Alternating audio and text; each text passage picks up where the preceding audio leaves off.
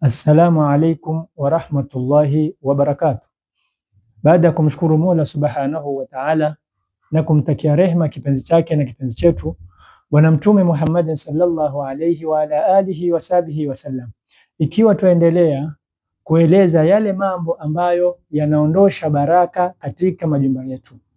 Jambo linalofuatia lenye kuondosha baraka katika majumba ni qati'atur rahimi, kukata uzao.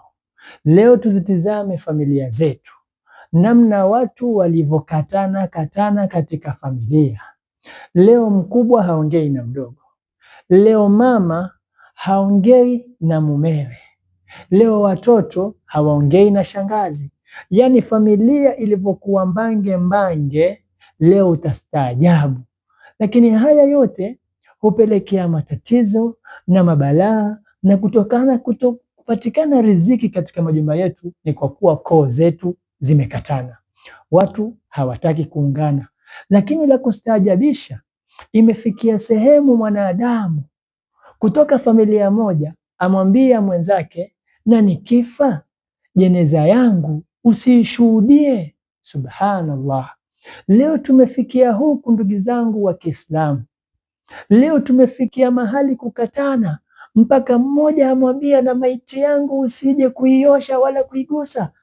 Kwa sababu hii Bwana Mtume Muhammad sallallahu alayhi wa ala alihi wa sahbihi wasallama akatuambia, la yadkhulu ljannata qati'u rahimi, haingii peponi yule mwenye kuukata uzao. Leo ndugu zangu wa Kiislamu, ni wangapi ambao kwamba tutakwenda mbele ya Mola subhanahu wa ta'ala tuikose pepo?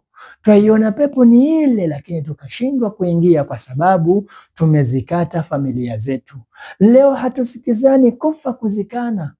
Haya ndiyo maradhi makubwa yaliyotuingia katika majumba yetu, bali wanasema 98 watu leo wamekatana. Waliopatana ni familia chache ambazo kwamba Mola subhanahu wa ta'ala amezirehemu.